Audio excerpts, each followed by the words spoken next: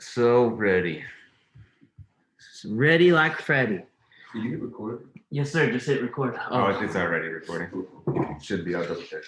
No, I think it is. I just made sure that you were. We're doubling up on adding on to what we were talking about last time as far as cursed and Cursed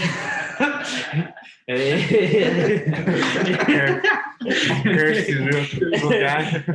one of the coolest in the world. He's cursed. Obviously, JC the man, he's a beast. Typos happen, so just bear with us as we go, of course. But man, this is going to be such an interesting one because we're going to tie a few different things into how important the mental is and how important the internal world is that Jesus was talking about.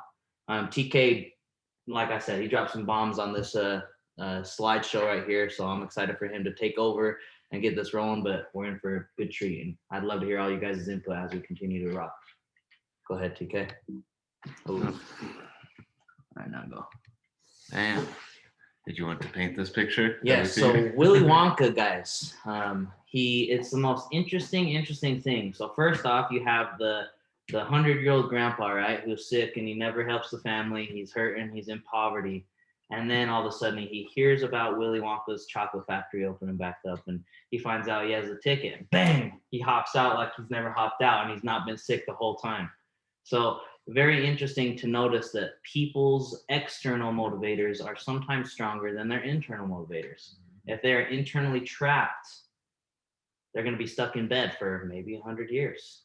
And then once they have hope externally, that can now begin the doorway to allowing hope to come internally as well. So we talk about, we're going to bounce back and forth with Willy Wonka a lot, but I was listening to that Imagination song, and it struck me again, like, man, because they had some nice covers about the Imagination song, and I'll send that out in a link for you guys to all listen to. It's just 2 minutes long, but it talks about how the chocolate factory is his imagination. And as these kids all get selected, each one of them has, in essence, a different vice. And they all get selected to go to the chocolate factory. And as they start going through the chocolate factory, they also get tested. And some tests are different than others. One guy, he gets stuck in the chocolate fountain and he can't stop eating the chocolate fountain.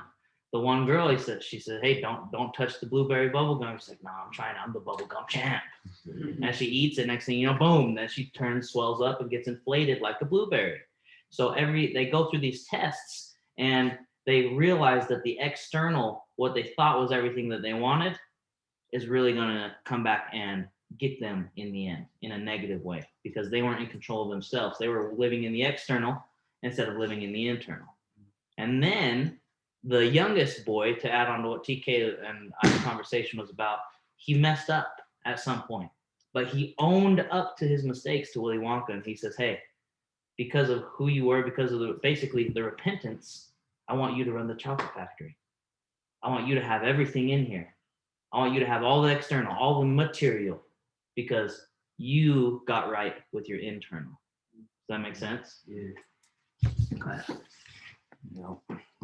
Just a couple more pictures, getting lost in the imagination, lost in the external, lost in the Chocolate sauce. yes, literally.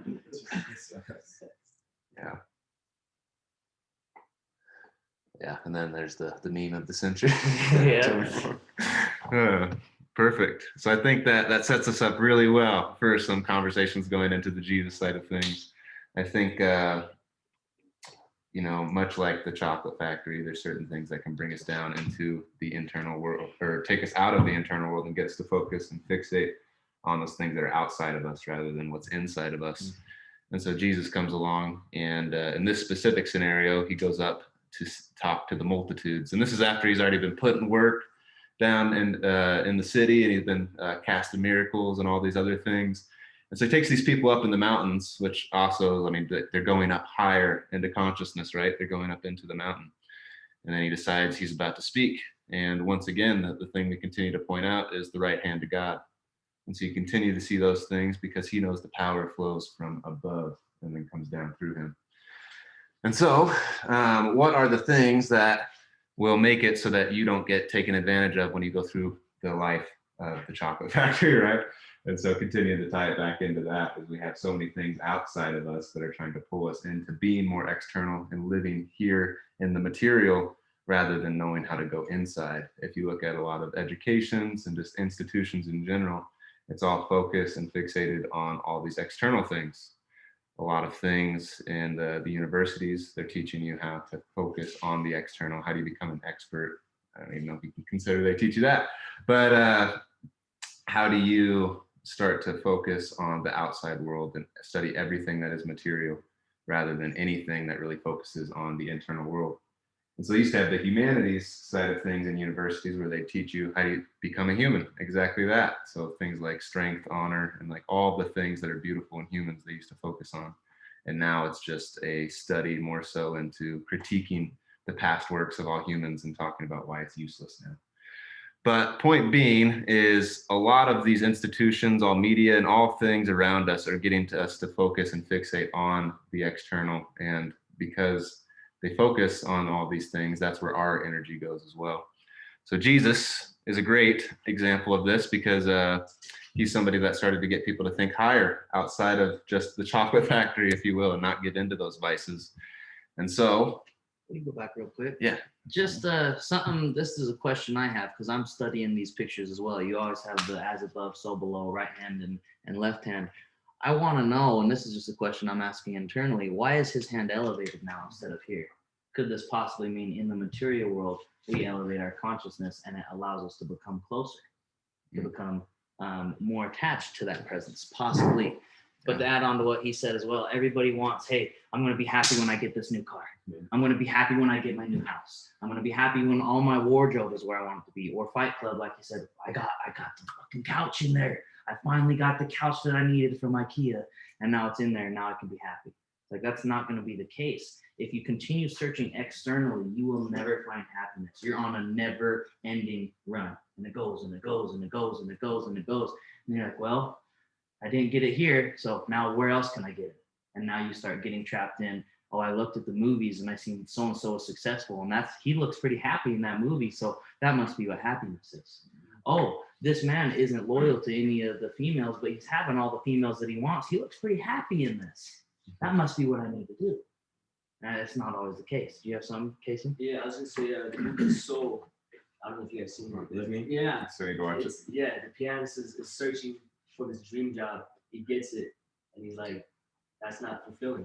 So that's where the eternal idea comes in. Is like, what am I looking for in this life? What is my purpose? So yeah, that's what I have to add. 100%. You're searching for the dream job, the dream person, the dream, the money. You know what I'm saying? That's not it. It's not it. Yeah, sometimes you sip from the fountain, you know, the chocolate, right? He's like, don't touch it, it's pure.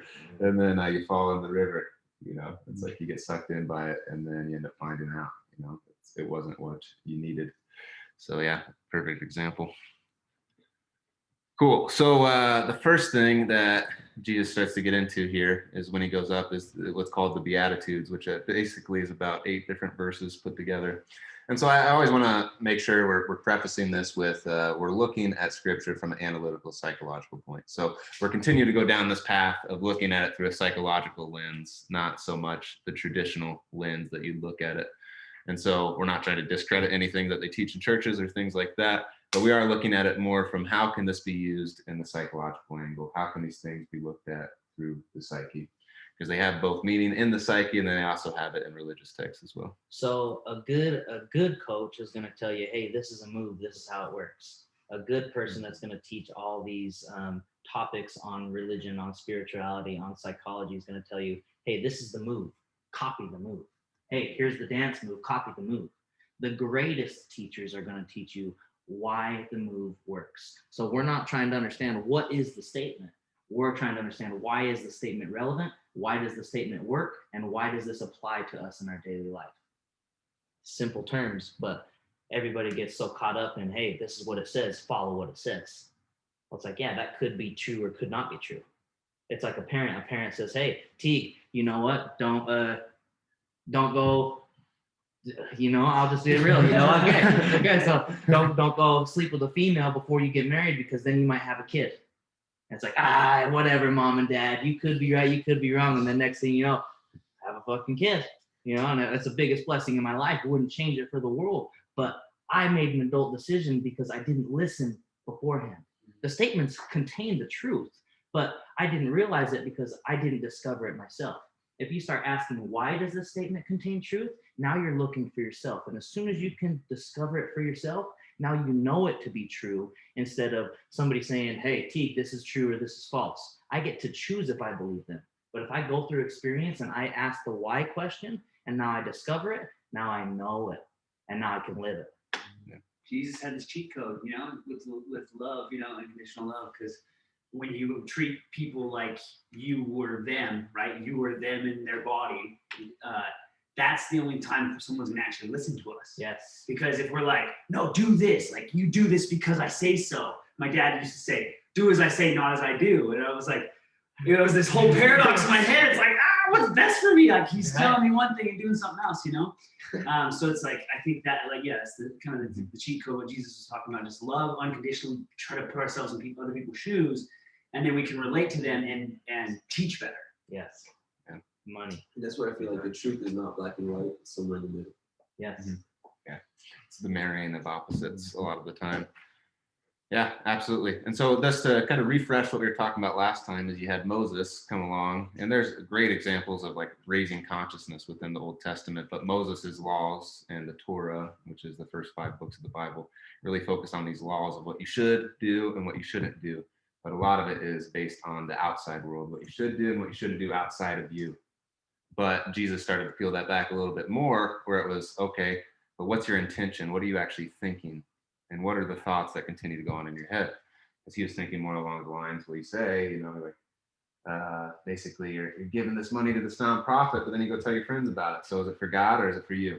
And so it's like thinking about what are the intentions behind everything I do. If I say I want a promotion for work, is it really I want a promotion so I can help more people, this great righteous thing, or is it I want more power in the social economic structure so that I can get more women, or whatever it may be.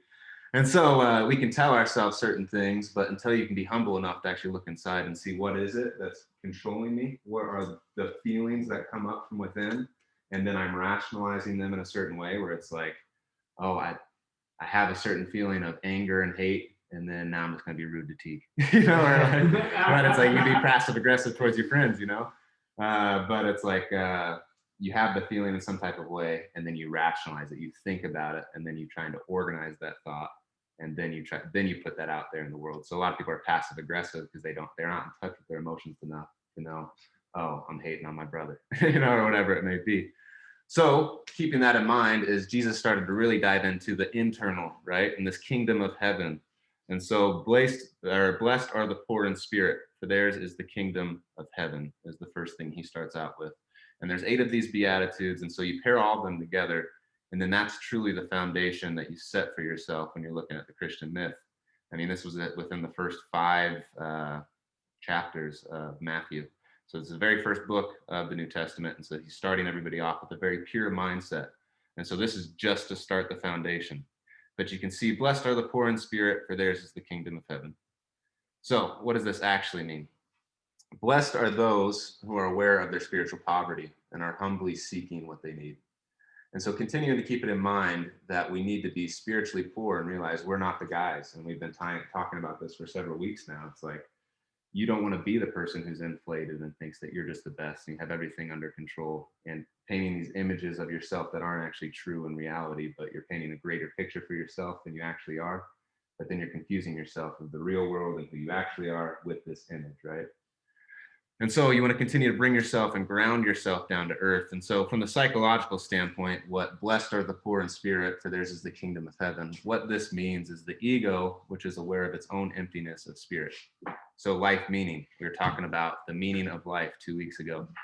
And so it's, where do you get your meaning from? Where do you get your spiritual juice, right? And a lot of us in this specific age need to empty ourselves. Well, we're already empty in a sense, but a lot of people don't have the ability to admit it. They don't think they need spiritual things to actually thrive in life. But if you do that, life is generally gray.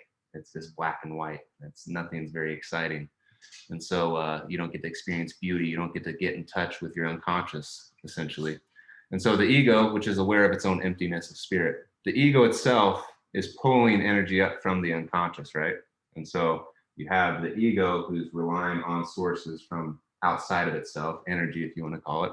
It's pulling up all those energies from the basement scenario we were talking about last week. You have all these things that are below it.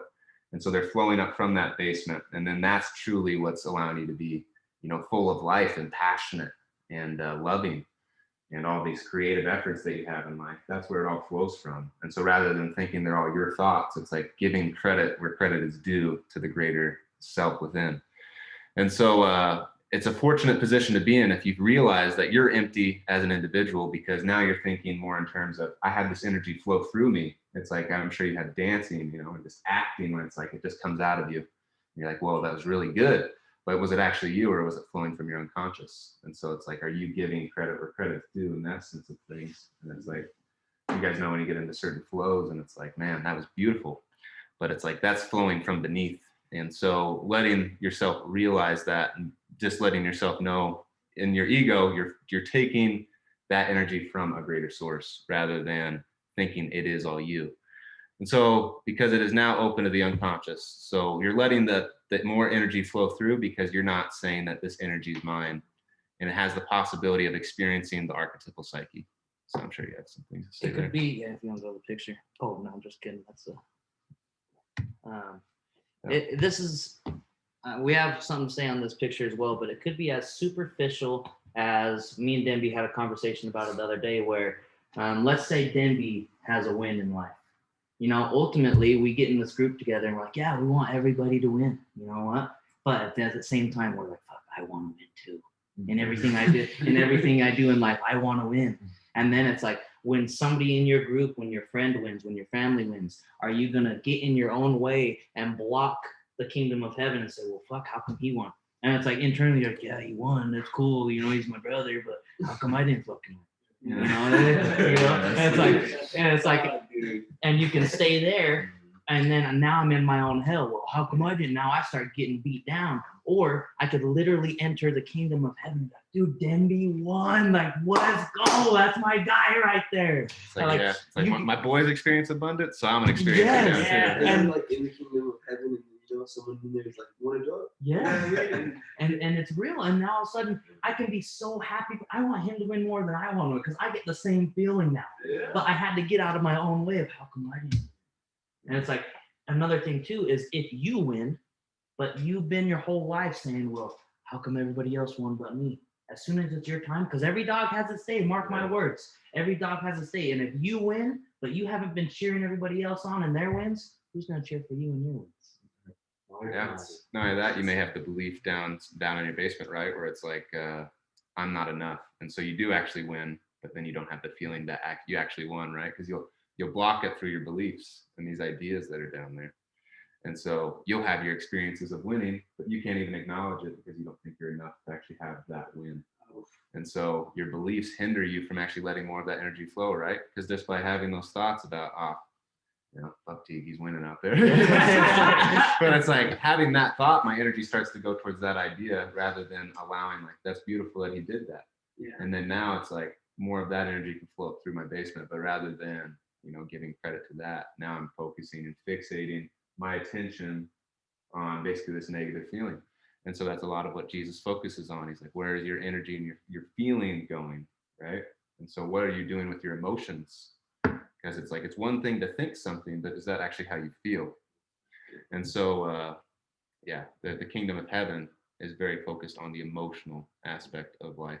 And so being able to dive into more of the emotions. And I feel like I've been having this conversation with you guys, T and TK, but it's like, I feel like God only cares about your intentions at the end of the day, like what you were saying.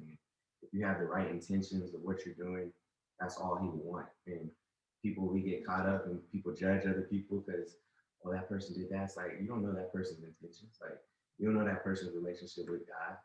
And that's what God would do at the end of the day. So all this ties in together, but just having the right intentions and like not being like, oh, he won, but I'm gonna win now and maybe up him up. It's like, no, that's not the right intention.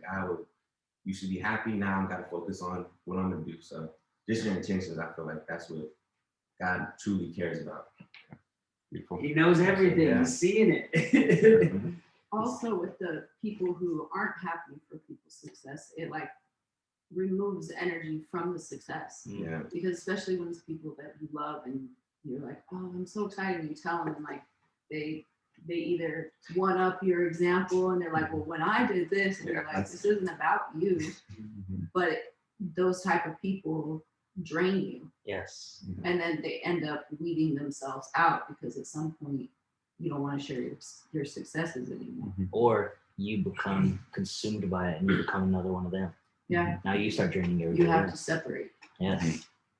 Yeah. My least favorite phrase I think that I've heard is "must be nice." I Oh my God. Yeah, I hate that so Oh, much. And I've heard that before. You know, I've heard that before. I've seen other people say it to other people. I hate it. I hate it so much. It's like exactly what we're talking about. Like, must be nice. It's like, I don't know. You don't know what work went into that. You don't know like to just write something off that's like you know, like What? I wish I could have done that or whatever. Like, yeah, it's just I just hate that phrase so much, and that's just kind of what I've been thinking about while we're talking about this, is that there's so many must be nice people out there that are just like, will just look at other people's success and somehow make it about them and how it's not happening to them, but it must be nice. You know, it's just right along those lines. And quite frankly, too, a lot of people, they don't even put in the work to get to that spot. And like, they don't even realize like people that all the work they put into it, they just think things got handed to them. It's like, no, they had to scrap and survive for that. And but they think I did this, so I should be doing that. It's like, no, you didn't even put in half of the work to even get to that where that person, that man or that female is at. So people don't even put in the work, I feel like, to get into the position to where they want to be in power or stuff like that. Yeah, it's hard for them to relate because they don't know the level of work and the feeling of ambition and those type of things. And so it's easier to write them off and say, oh, lucky them, or whatever it may be. We shower ourselves with our own blessings. So the internal, guys, we keep talking about it. The internal is more real than the external. The external is a smoke show. The external is the illusion. We think in our imagination, oh, it's just an illusion. I had a daydream. Guys, that is the real. The external is the real daydream. If you could flip the script and understand that, you're going to elevate like that. You're going to skyrocket. You can retreat into yourself at any given time. You could be doing the worst work in the world. You could be doing concrete all day. You could be digging ditches. You could be doing any type of terrible work, but you can retreat into your mind at any given time and be doing the labor of love that you enjoy. You can literally create a picture, create an imagination. I worked at Associated Foods as an aisle fork in the freezer. It's 0 degrees in there. I have these headphones in listening to multimillionaires sitting on the beach, drinking pineapple drinks, man. They're on the beach, sitting on there, and I'm in there free. My eyelashes are frozen every time I blink. It's like they get stuck together. But I'm in my head. I start tasting that drink.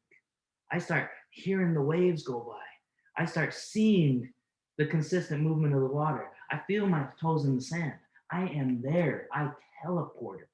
What is, and that's the next question, is we can claim the kingdom of heaven anytime we want to move forward, no matter what you're doing. If you're stressed, you have something going on in life. I'm a very serious person, and TK's like, T, just fucking laugh about it. That's the world we live in. I'm like, but TK, it's not funny. It is, I'm like, it's not funny. And so I get so heated, and then once I finally like, you know what? It's so intense. It is joke. It is a comical. It's like, this is out of control. Like I can't even be mad anymore. And then I can go back into creating what I want to create, because I got so serious because I got consumed by the external. And that was my reality. Down to the chocolate. Yes, I fell in, man. I fell in. And so let me ask you this. Is the imagination a key to the kingdom of heaven? And although it's a simple process, because we do it every single day, you're daydreaming, you're running scenarios through your head. Oh, if I go talk to this person, this result might happen, or this result might happen. You're running movies through your head all the time. If you're in a relationship, oh, what if I say this? I know it's gonna press their button. You're running movies and scenarios of which one to take. It's literally like a video game when it says, hey, it's like option A, B, or C. Which one do you do? And you're like, oh man, well, you know what one? And then you click it, and then you get the consequence of that result, good or bad. But we utilize this daily. And could this be what they call magic? The brain is the most advanced supercomputer there's ever been on this planet. They don't know what the fuck it is still. They don't know what consciousness is. They can't even explain what gravity is. But everybody's so stuck on science. What is the science? What about the science? They don't know yet. People still don't know. So, and the ancients, the Mayans, the Egyptians, all these people, they were on some next level stuff, like 5-dimensional stuff. And that's for another time. But could memories be time travel? Because when I smell something of a dish and it goes through my olfactory process through the brain and it skips the hypothalamus, bang! All of a sudden, I'm 4 years old when grandma was cooking me chicken noodle soup when I wasn't feeling good. She said, Teague, it's going to be all right. It's all good. You're like, That's when Ego had that ratatouille dish. Yeah, ratatouille. He went back to the time when his mom made it. So That's a perfect 10 out of example. 10 review. Or a song. You're exactly right. Or a song that's like with, let's say you had a good or bad memory. Now 5 years later, bang, it comes on the radio and you're like, oh. It's like you're either back to feeling that great memory, man, that was a great time, or it was a terrible time in your life and you're cruising, you're having a great day, and then Your whole day. shit, man, like I remember that feeling. And then, is that teleportation? Is that time travel? Time is literally an illusion made up by human beings. It's the most interesting concept in the entire world. It's the theory of relativity. You start talking to a new person that you really enjoy. You hang out with them 6 hours and you look at the clock, you're like, oh shit, that felt like 5 minutes. You're doing a plank though on a workout. You're like, how is this minute going by so long? What is going on? You know, it's like, and it doesn't make sense. So what is time? What is magic? And could the imagination be a form of teleportation? If so, teleport to wherever you want, anytime you want. This is your mind. This is your world in here. Out here, we can't control everything. You're going to be able to once you start getting in control here. But in here, you can control everything. But you got to get out of your own way. Teague, stop being so serious. But it's the external, TK. But it's out there. I know it's out there, but chill out. Get in here. And now I can start influencing the outside. Napoleon Hill says, thoughts are things. And is this where creation begins? Manifestation, miracles. There was one passage in the Bible where Jesus is sending his disciples out to do some work and start healing people. And one guy, he has a son and he's sick, and he's like, man, he comes to Jesus. He's like, I talked to your disciples. They tried to heal my son. He couldn't heal him. And then the disciples Jesus ends up healing him, right? He ends up healing the son, and the disciples come to him after. And they're like, what the fuck, Jesus? How come I couldn't heal him? And he said, oh, ye of little faith. They didn't have enough faith. And then he says, some miracles can only be done with prayer and fasting. And people get mixed up what a prayer is. A lifestyle is a prayer. I eat a food, it's like, man, this is giving me nutrients. All my cells are being enhanced. That's my prayer. Thank you to the man upstairs for this great meal. It's not, hey, you know, this is going to be a great meal. Thank you. Amen. It's like, no, my life is a prayer. Every single time I see Denby win or I see somebody smile, it's like, man, that's grateful. Gratitude is the prayer. And I have faith in it. But if you think imagination is just a joke, is just a facade, you don't have faith in it. You don't have faith in that power. And if you don't have faith, you can't create the action. If I don't have faith that I can learn how to get mobile, I will never start stretching. I will never start moving weirdly, and I'll never get there. Most people fail before they even start. But you have to have faith. And if you have faith that internal is more real than the external, your whole world is going to change so fast, it's not even going to be funny. If it's just treated as a movie, I'm just watching the movie, you know what? Yeah, that could have happened. I could have gone and talked to that girl and I ran that whole movie in my life. Oh, I got married, you know, I talked to her, I went on a traveling lifestyle with this person. Did you have something to say, Audrey? Oh, okay. And, or I could literally see it. That's a potential reality. We live in a quantum physics world, a quantum mathematical world where there's infinite possibilities. So as I run a scenario through my head, it's like, that's a potential reality. It's like Rick and Morty. It's like, okay, which one am I going to step into? Am I going to step into this one? Oh, nope, you died in this reality. Let's come back. Let's go into another reality where we didn't die. It's the same concepts. It's the same process. But thoughts and imaginations are just the beginning of molding the reality. And if you have control here, I guarantee you miracles start happening around you. I guarantee it. That's the age-old question though, is how do we gain that control completely, right? Because there's always going to be times where we feel like possessed by a thought, like where it will consume us, hijack our feeling center, and like flood us with like norepinephrine, adrenaline, things like that, where it's like it's so real because it is. Yeah. It's more real than the external world. So how do we? I know like a few things like the breathwork and stuff, but like how do we get into that place where it's like, oh, I don't want that. Like that's not real. Like my turn. Let me get in the driver's seat again. And like you're saying, with how do you get in control? Just like how does the song take us back automatically? Now, how do we create? It's called an anchor, a brain anchor. How do we create an anchor to get us back into that control that he's talking about? When we're in the chaos, boom, let's get back into control. And like you said, breathing is one of them. There's a lot of different alternatives, but that's something we're exploring as well as a unit. I definitely think art is another way you can flow into that state. Whether it's dancing, whether it's movement, whether it's painting something, whether it's even just studying, that's a form of art as well. So that kind of gets you into that reality. Yes. I think the commonality that all those things have is like that sense of improvisation and flow. You know what I mean? It's like you no longer think; it just happens. Yeah, it's like what fills that gap.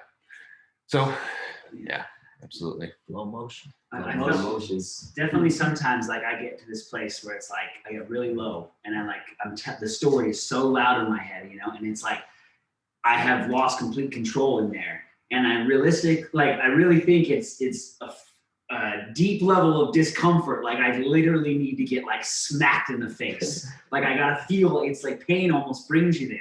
Yeah. And I need that, and it's like me, I'm very much independent, but I'm like I need my family, you know. So this is for me, that's like a big factor, and it's like breath, but then also being around other people that it's like, oh, I see he's on a boat. Oh, there's a boat in this ocean. I don't gotta fucking stay in here. I can get on a boat. 100%. Yes, that's real. I love it. Yeah, so Jesus is up there, he's talking to the people, and then he goes back to the idea we just talked about, the one before, but blessed are they that mourn, for they shall be comforted. And so mourning in what sense? And so, like I said, some of these things may be, actual mourning, but when we tie it into the psychological idea, mourning is caused by the loss of an object or person who is carrying an important projected value. In order to withdraw projections and assimilate their content into one's own personality, it is necessary to experience the loss of the projection as a prelude to rediscovering the content or value within. So we've been talking about the idea of just parents throughout life. It's like we have this idea, the ideal of who they are, or even our kids, and we have this idea of who they are versus who they actually are, or relationships, right? And so we have this projected value. There's something different in this idea that we're painting of them versus who they actually are. And so sometimes once the expectation of the person in the actual real world doesn't meet the expectation here, we can feel like we've lost something, right? Or you do lose a spouse, or maybe you lose a job, whatever it is, the loss of an object or person who is carrying an important projected value. So we're projecting a certain value onto them, right? Because we have this idea of them, then we have the actual person. And so you start to lose value of somebody if the real world, they don't live up to the ideal. But sometimes they even exceed the ideal that you have. But in this case, you have to withdraw the projections and assimilate them into one's own personality. So rather than trying to project all these ideas onto people outside, you start to take those type of projections that you're having them and then start to try and match them with the real world person rather than the actual value that you're projecting onto them. But when you do that, it feels like the loss, right? And so you feel like you're mourning. And so the mourners, and like when you lose certain ideas and these feelings and these great things that you used to have with somebody, right? They're fortunate because they're involved in a growth process. And so you start to wake up to the idea that I'm actually growing because I've lost that projected value of something, an object, a thing. And then you'll be comforted because something new will come. And we've been talking about the alienation stage, right? So it's like you've gone through being alienated, and now you've gotten rid of certain beliefs and ideas that weren't really helping you any longer. And then you start to fill them with something else. And so within that alienation stage, though, it feels like you're in despair and hard things are happening. And so it's only then you'll slowly start to climb your way out of the cave, essentially, and start to see, more light at the end of the tunnel, if you will. And then you're slowly discarding all these things. You've burnt these things that are no longer useful, the dead wood of beliefs and all these things within you. And then now you're starting to actually have those beliefs that you have meet reality as it is.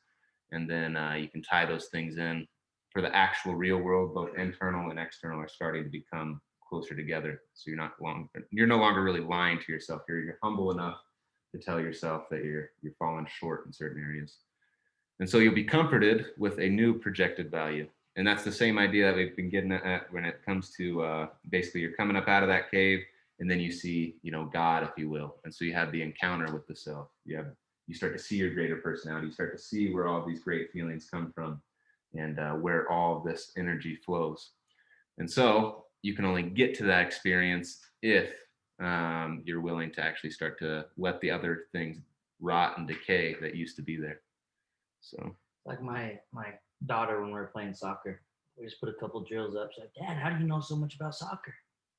It's like, fuck, I don't know a lot about soccer. I know a little bit, but I'm like, I played when I was little. She's like, man, all right. It's like you grow up. It's like you grow up. You think it's like me with my dad as well. I thought he knew everything growing up. This is the guy. He knows what he's talking about. And then as you get older into adulthood, like he struggles sometimes too. He has flaws too. He's a human too. And it is so important to understand that I am growing alongside him now, instead of he is the ultimate. It's like they guide us with everything they know at the time. And it's so important to help us build to that point. And then as soon as you get there, it becomes a point where you guys are a team now instead of a coach and a player. And so now me and my dad have a completely different relationship, and it's the most beautiful. We're the closest we've ever been in our lives, because now we can say, hey, let's grow this together. You're fucked up, I'm fucked up. but guess what? We're trying to get better. So anyway, go ahead. I feel like it's hard too, because just relationships, like even with females, I might think, oh, this girl is older, she should be doing this. Like if I'm projecting on things instead of being present, like in having the blessings that just being present for who she is, and not trying to project, oh, she should be this way, she should have this lifestyle right now, or I'm already projecting, like I'm not perfect, like who am I to judge? Yes. God doesn't do that. So it's like just staying in that mindset of staying present, because you can miss your blessings by trying to I think she has to be this perfect girl, like she has to do everything perfect.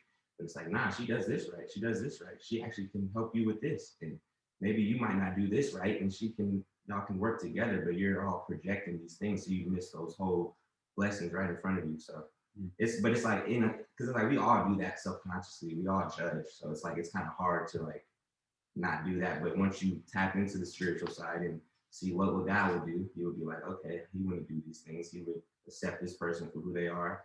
He doesn't know their experiences from where they grew up. Maybe people didn't teach this at a young age, they didn't know any better, we're a product of our environment. So all these things, like they all come together. So it's just being able to be present in the moment, loving what is. Like I said, that book that helped me a lot, really realize that. But just not projecting on anything, and just loving the person who they are internally.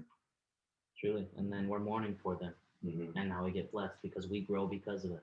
Exactly. I would just say this can even go like internally.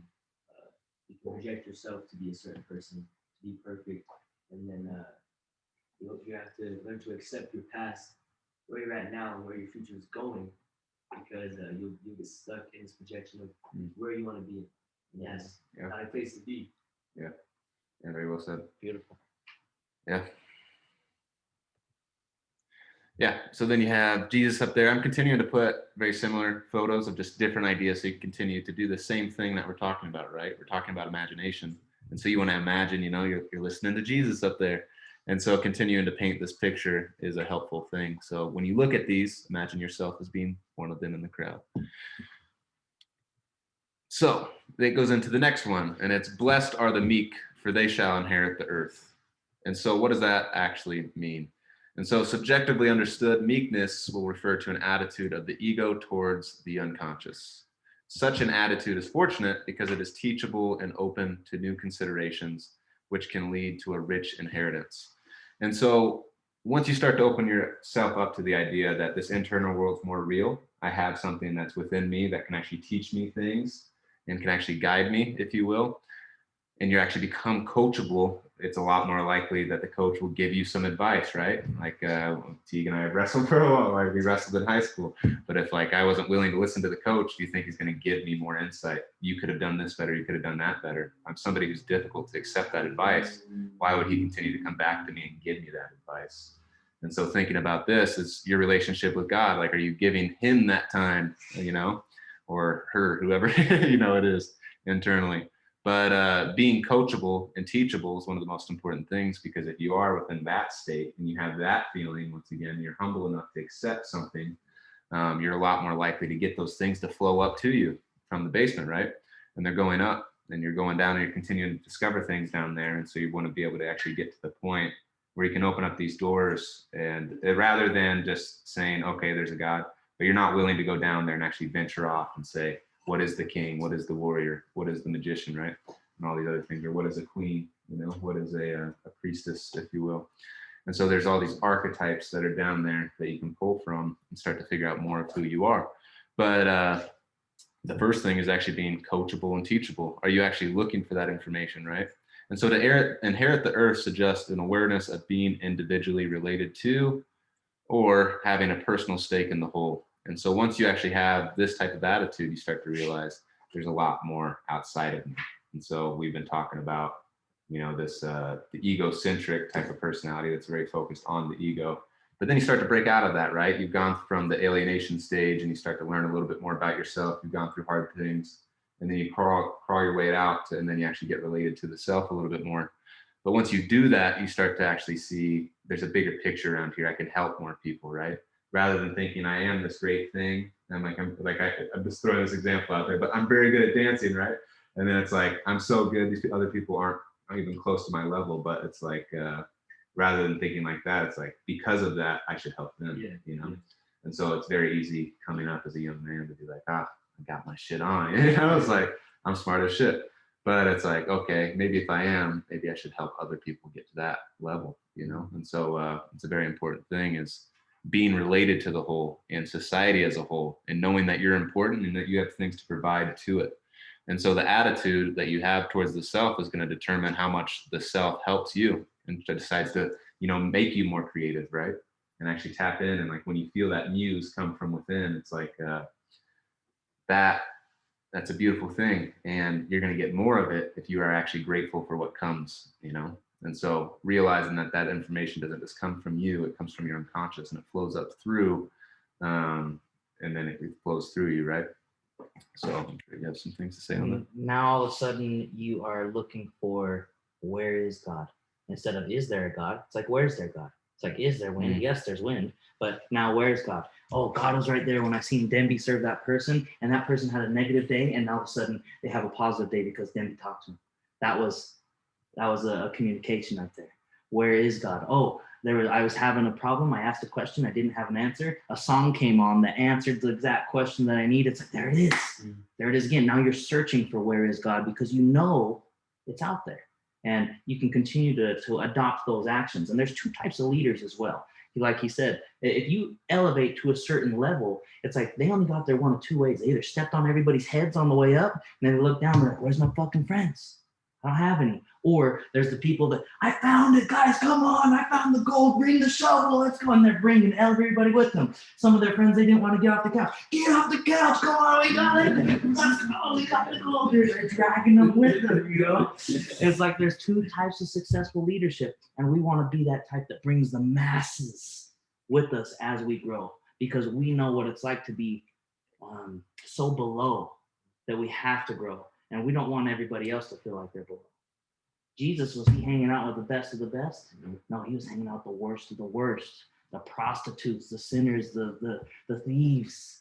The Pharisees like, why are you hanging out with all these guys? Why are you hanging out with all these guys? These guys don't even know God. He's like, that's exactly, you should know God already.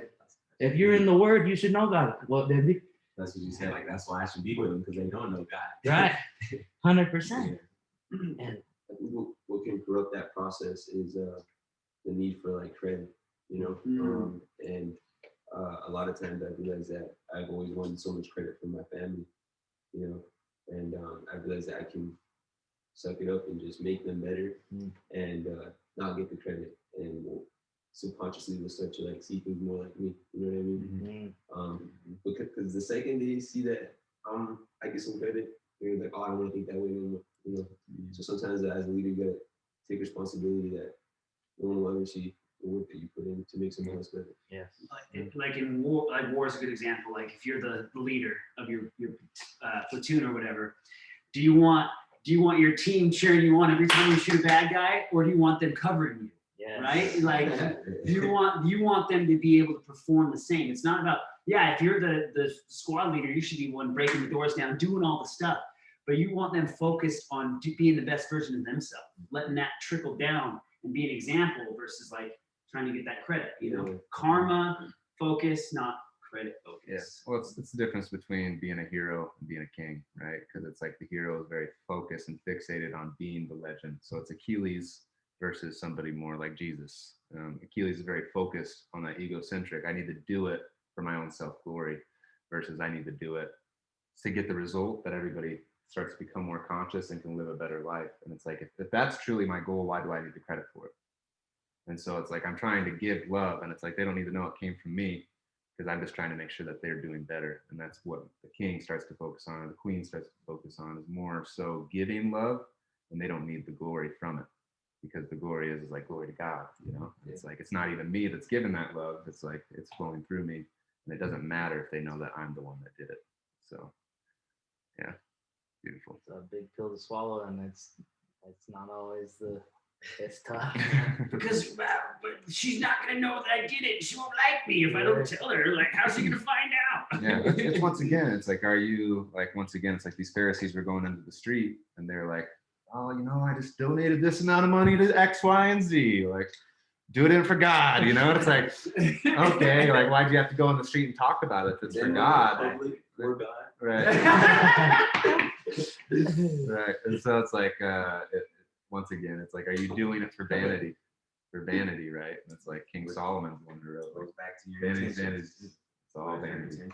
Yep, exactly. It's your intentions to give money to the homeless so everybody can praise you and be like, oh, he's a big guy, in order to like just to really help people. And if that's your intention, that's not what God wants.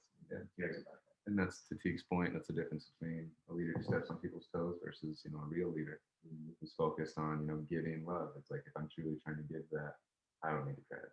So it's all about the intention. So I like this. Beautiful. Sorry, I'm talking a lot on this one, but like selfishness. It's like being selfless, and it's being that's like the true selfish, because it's going to be the best thing for you.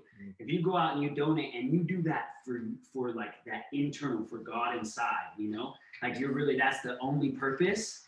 You're going to be more rewarded than you ever were if you're going to go tell people, because the internal world is more real than the external world. So it's like, I don't need to tell anybody that was for God. And you get that inside. That's only for you. That's only for that relationship with the divine. Then it's like so much more sacred, you know? Like, I don't need you to tell me how good it was, because, oh, it's in here. And why would you care about an opinion of a sinner, of flesh, in the first place? You should only care about the pure. Yep. Why should I compare myself to a son of God when I am a son of God, or daughter of God? Yeah. Absolutely. And so you see another image of them being up there, stained glass. Yeah, beautiful image. Once again, right hand up, right? So I was like, give it up. But yeah, I can see everybody just contemplating around them. Man, that's deep.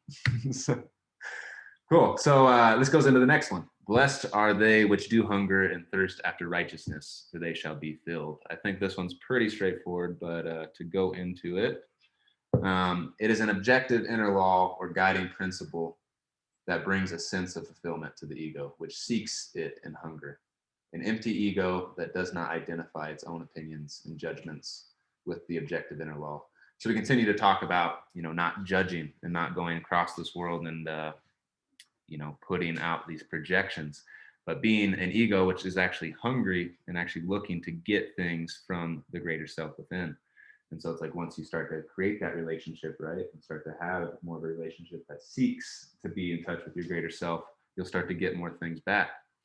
And so in order to do that, you have to be hungry, and actually being somebody that was searching for it. It's the word hunger.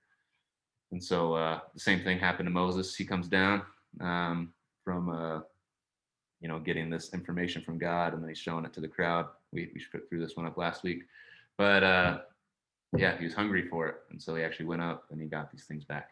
But point being is, God works by a law, and it's like the more attention you give him, he'll give you back. And so being willing to be hungry and go search for the resources that are going to get you closer to God, whether it's through dance, whether it's through acting, whatever it may be, if it's your creative efforts in general, owning a business, and even this type of content right here, it's like this is a creative effort. And so it's like all of these things are getting you closer to God in a sense. So, yeah. Cool. And then this goes into the next one. Blessed are the merciful, for they shall obtain mercy. So this one goes pretty deep, but the unconscious takes the same attitude towards the ego like we've been talking about. So once again, if you're eager to actually learn from your coach, he's going to actually give you more information because you're going to him and you're asking questions rather than just doing your own thing. And then the ego, as the ego takes towards, basically the same attitude you take towards the unconscious, it'll take towards you. If, for example, the ego has a kind and considerate attitude towards the shadow, it's something we'll talk about over the coming weeks, but the latter will receive mercy from within. The contrary, or corollary, is all who take the sword will perish by the sword. And so if you have a attitude that's harsh, it's like, why God, why'd you do this? Why'd you do that? But it's more out of anger that I'm asking that question rather than why is this going on, God, versus God damn it, God, why? So it's like, those are two very different things. And it's like, if you're trying to hit him with the sword, he's going to hit you back. And so give love and devotion, you get love and devotion back. You don't pay attention to him, he won't pay attention to you. And so realizing those type of things is you get the same thing you put out there, not just in the world, but also in your internal world and that relationship towards God. And so do you devote time to inner work would be the question. How are you actually venturing inside? And there's so many different ways you can do it. And that's why prayer used to be a very big thing. Prayer, meditation, yoga, movement, all these different things are things that get you more in contact with God. Breath work, whatever it may be, it's trying to experience that inner world within and being able to, truly interpret what are these things that he's trying to tell me. And that's why dreams are also a very beautiful thing, because they're all coming from God. And I know there's crazy things that happen in dreams, but you have to realize the unconscious does not work by the same laws that we see here. So it's not by, is this a good or evil thing? It doesn't really care. And so this material world is by a very different set of rules than the internal world. And so being able to learn to interpret dreams, you're able to actually say, okay, what's God trying to tell me in a sense? So prayer, meditation, yoga, movement, all those things are things that get you closer to God. And then that moves into the next thing, which are blessed are the pure in heart, for they shall see God. And so purity or cleanliness can signify subjectively a state of the ego which is free from contamination. So you're choosing not to identify with groups outside of you. You're choosing not to identify with these once again, we talked about, like, if you're dancing and you have like a really great dance move, if you will, I think this is a great example to use. But if you came up with something new, was it you or was it something within? It's like, where's credit being given to? And so if you have a great idea for your business, it's like, was it yours or was it, God's in a sense? But which is free from contamination. So you're not identifying with these certain thoughts that come through, or even the evil thoughts, right? We're talking about different colored thoughts, if you will. It's like you have this evil thought come in, are you actually choosing to entertain it? Last week is what we were talking about. And if you are, then you continue to go down the rabbit hole of evil, versus if you do have an evil thought coming in, then you try to switch it to something. If red comes in, you try to switch it to a green thought, right? And so you have these evil thoughts come in. Which ones are you identifying with? Right? Because we can't control a lot of the feelings that come up and a lot of the ideas that come up within us, but we can choose which ones we're going to entertain with our attention and which one we're going to use our willpower to actually start to focus on. Because once again, where focus goes, energy flows. So are we choosing to focus on, the better things or the evil things? Which things are we identifying with? And so that which is conscious is clean or clear, is what we're trying to get to. The ego, which is conscious of its own dirt, is pure. So if you're aware of your shadow, all of these things that linger in your basement, right, that are controlling you in a sense, and you start to try to bring them up into the light, and you're starting to try and make them more aware of these things that you could do better, and you know you've done evil, right, and you start to try and integrate them into who you are rather than continuing to keep them in the darkness of your own basement. And so that's what starts to get you more pure and clean. That's what starts to get you pure in heart. And the way is to open it up to experience the self. And so once you've started to get the dirt and you actually start to look at that and all these evil things that you may have done, or, you know, thoughts you may have had, start to really like stop identifying with them and saying, I'm an evil person. You say, I have evil thoughts. That's a very different mindset. And so realizing that you don't identify with the dirt, you want to be able to look at it and say, okay, this comes from me. This is part of who I am. And we talked about that idea of Nazi Germany, right? It's like, it's very easy for somebody to look at and say, I would have never done that to the Jews. I would have never done any of that. But you have to realize, like, that was years of propaganda that built people up to that point, and it got people to think in a different way. And also, it's like people tend to move at the same level of society. And so if society continues to say this is good and this is evil, they continue to force certain individuals into a box. And then that's when the true individuals start to actually stand up. It's like, should you be wearing a mask? I don't know. Should you be wearing a mask? But my point is not identifying with what society's giving you. You start to find your own dirt, society's dirt. And the more that you can actually think about those things, you become more pure in heart, because now you're not identifying with the evil, but you see the evil. And because of that, now you start to see God. So we got to train right now and stay ready, because in that collective unconscious, you're not wearing your mask. You're just chipping, and they believe, oh, you're going to kill my grandma. That's what they think. They think you're an evil person. They're starting. So when it comes time and someone says, we're loading the non-mask wearers up on a train, then they're like, oh, I'm actually doing good. I'm doing a service because I'm getting these evil people.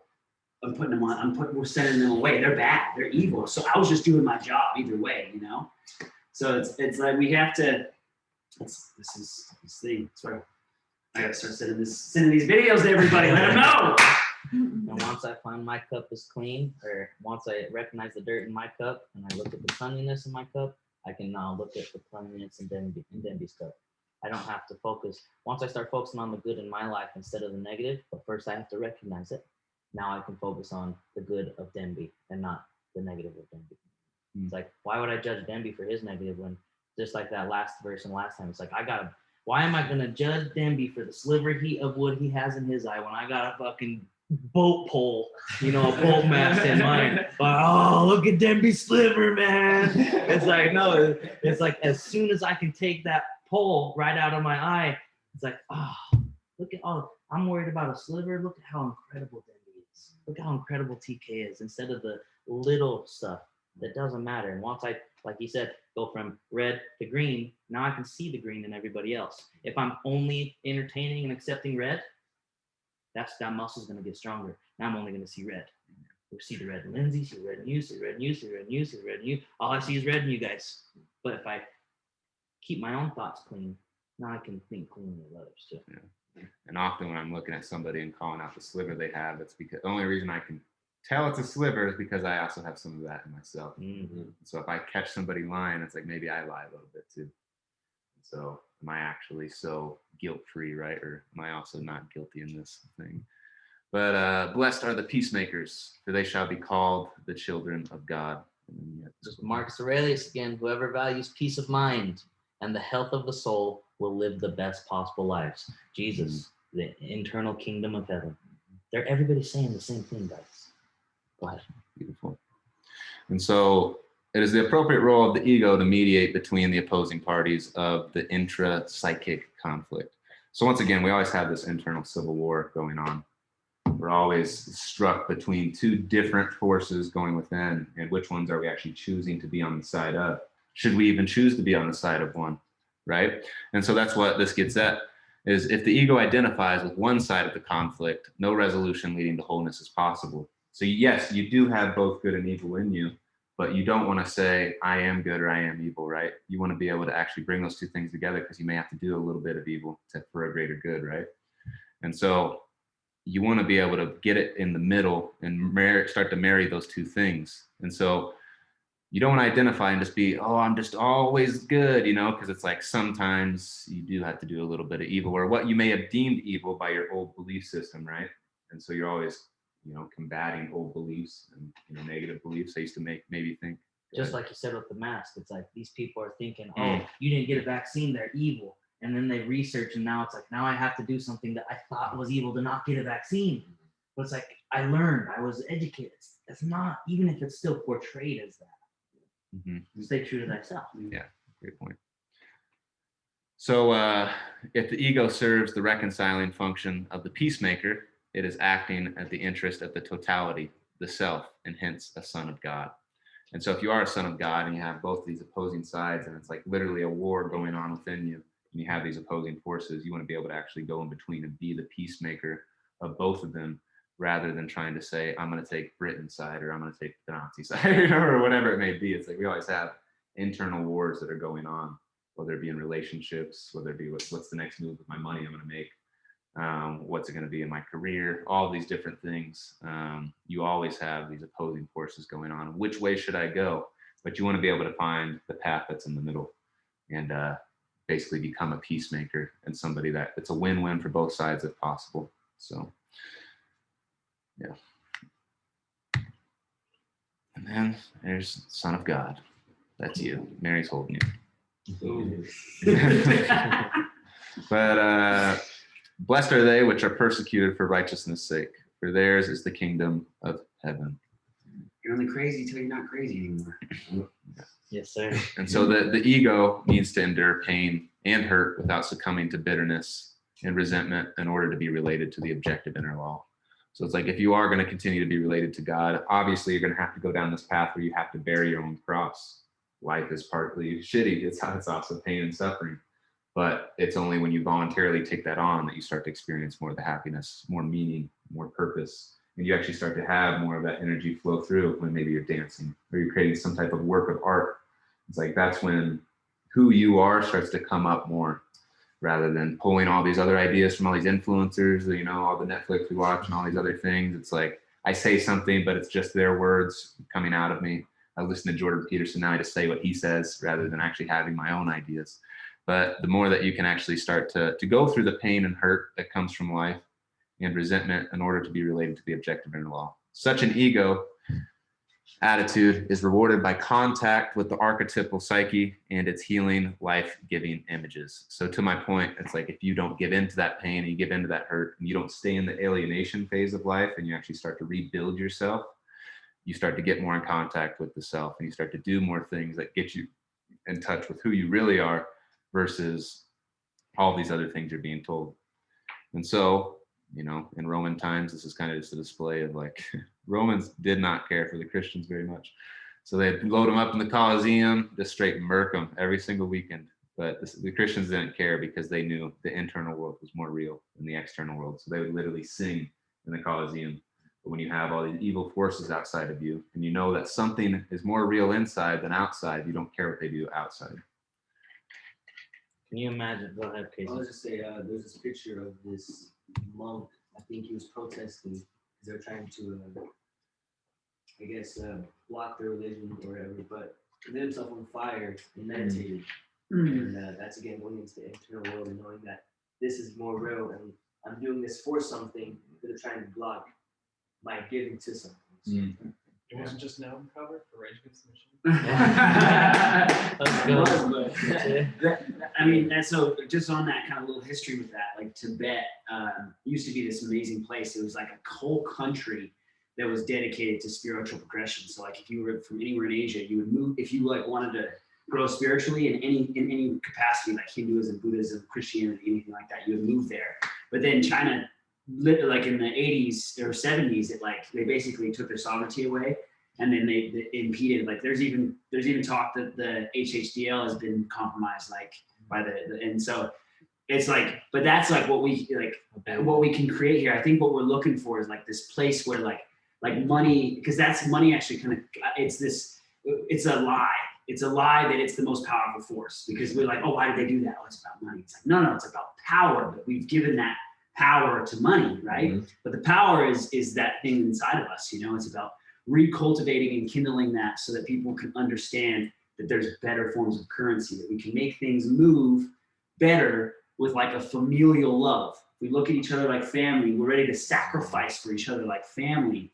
It's not about fun. You don't have to give me no fucking 20, bro. It's about love. It's here, you know? And, but yeah, so I mean, it's when we get to a place like that and you can have beings that can do things like that. Like, because right now I know I'm not spiritually progressed enough to be able to start myself on fire and not like, it would be terrible, right? But I think that everybody has the potential to get there. But you need like, you gotta have a squad to help you. You know? Yeah, absolutely. Yeah, so go back to the ogres. Ogres are like layers. We're all like layers. I continue to go back to that idea. But if you apply all these 8 things that we just talked about, the Beatitudes is what they're called. You're continuing to peel back layer after layer. And then it's like, then and only then can you start to actually have a relationship with God. You have to be coachable. You have to be teachable. You have to be humble. And so we are like onions, and there are many layers to peel back to bridge the gap in a relationship of the ego and the self. And so there's all these things we have to go through in between continuing to progress our ego and getting closer and closer to the self, whether it's through dreams or our creative efforts, what we do, what is our work, what's our idea. It's not just a job, right? It's like, what are we here for? And continuing to peel back that layer and layer after layer and cut through the veils with truth. That's when we're going to start to see more of who we are. And so it's an ongoing effort. And it's the Eastern philosophy has a lot to do with the lotus flower, because like the onion, it continues to unfold. However, the importance of the lotus flower is it has to grow through the water, through the mud, has to go through the mud first in order to elevate. And then as soon as it does, it unfolds and then unfolds and then unfolds and then unfolds. And it gets more and more beautiful as it continues to unfold with the truth. So you're going to find that in all kinds of philosophies, the symbolism of the lotus flower. But it's the same process. All you are is the onion ripping off to the core, and little did you know in the middle of the onion there was a diamond in there, or the lotus flower, and it continues to unfold. It's a never-ending growth. Mm-hmm. And then you got to grow through some more mud, and then you blossom. Then you got to grow through some more mud, and you blossom continuously. Yeah, beautiful. And each layer is generally a painful thing, right? It's not like it's easy to cut through those veils, but mud isn't like easy to grow through by any means. Exactly. Yeah, so individuation, right? It's that process of how we continue to slice through those layers to further get to the core of ourselves. And it's like that, right? It's there's something that is deep within us, that's our core, our self within, and we're continuing to try and get closer and closer to that self. And the more that we can continue to cut through those veils, you're getting closer and closer. And individuation is that same exact idea that we've been covering. TK made a comment about bearing your cross in life. And the more you run towards it, the more you're able to find the happiness and the good things in life. And I visualize this picture. It's like if you start running away from the cross that you got to bear in life, that shit gets bigger and bigger and bigger and bigger till you can't even carry it, boom, and it crushes you. But if you start running towards it, I'm about to hit this deadlift on this cross, right? You know, next thing you know, it's like you get bigger and bigger and bigger, and the cross gets tinier and tinier and tinier, and it gets easier and easier to bear. Now all of a sudden it's like a little baby stick instead of an insurmountable mountain that I can't carry anymore. Yeah, beautiful idea. Because what happens, to Teek's point, is like you let that cross build up for so long, and then something in your life happens where it's like, well, shit, now I have to look at it. I can't run away from it any longer. And so now you have to, maybe it's so big you got to start chopping away like a tree with an axe. But the point is, you get to a point where you've gone through that path, and now you've decided that you can carry the cross. But rituals is what keeps you to actually be going back to that place and make sure that you continue to stay humble enough. That's why Christianity works so well, is people would always pray, and they're always continuing to talk about what are the 7 deadly sins and like these other ideas. What's a sinful nature look like? And so you continue to ground yourself back every single day. And so rather than, leaving these layers to build up, and then they get to a ridiculous spot, and you continue to let them build up, you start to make sure that you're continuing to chip away at them every single day. So then a large task becomes just a task that you go at every single day. And so realizing and getting that energy and focus towards, I'm chopping that tree down, if you will. And so Jesus is the symbol for individuation. So Jesus' story is a story we can all model after to dive deeper into who we are and get closer to that core. WWJD. What would Jesus do? So, exactly.